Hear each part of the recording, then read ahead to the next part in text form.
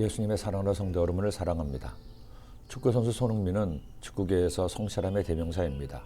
그가 소속된 영국 프리미어리그 토트넘 팀에서도 대한민국 국가대표 주장으로서도 한 번도 불성실한 모습을 보이지 않았습니다.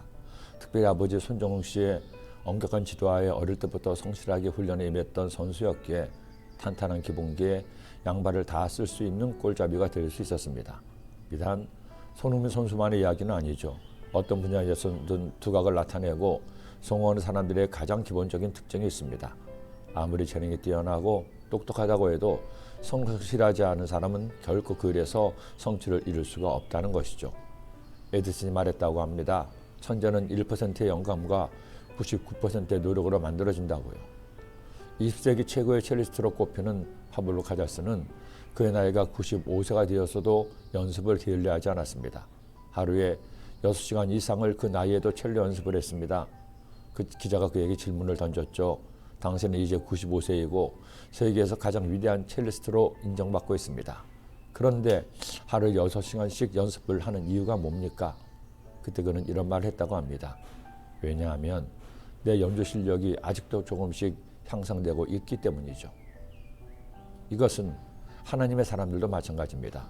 성경은 우리보다 앞서 하나님을 믿고 그분께 쓰임받았던 많은 믿음의 선배들을 소개합니다.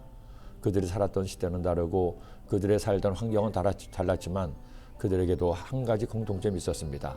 그들 모두가 성실한 사람들이었습니다. 여러분, 노아의 성실함을 보세요.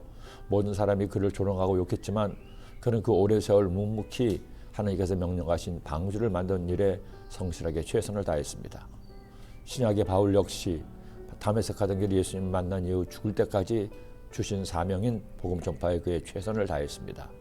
내가 이미 얻었다함도 아니요 온전히 이뤘다함도 아니라 오직 내가 그리스도 예수께 잡힌 바 된 그것을 잡으려고 달려가노라.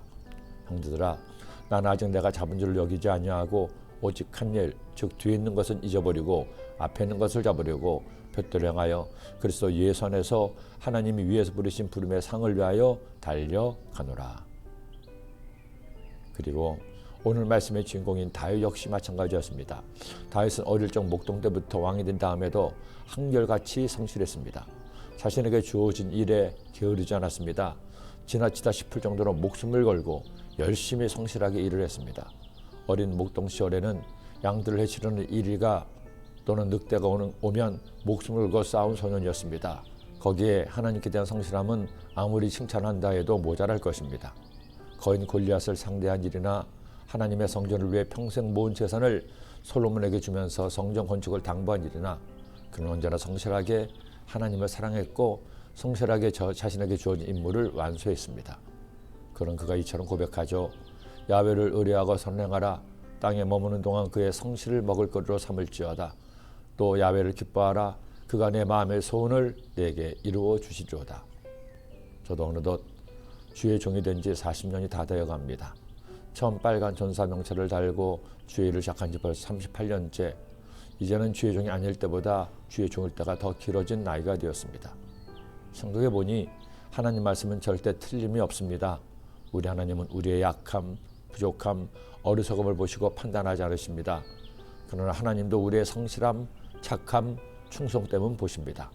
그래서 하나님이 원하시는 이런 것을 갖춘 사람을 통해 하나님의 일을 이루시는 것이죠. 그러니 여러분, 착하게 사세요. 선을 행하며 사세요. 성실하게 사세요. 무슨 일이든 대충 하지 말고 열심히 하세요. 그리고 하나님 때문에 기뻐하세요.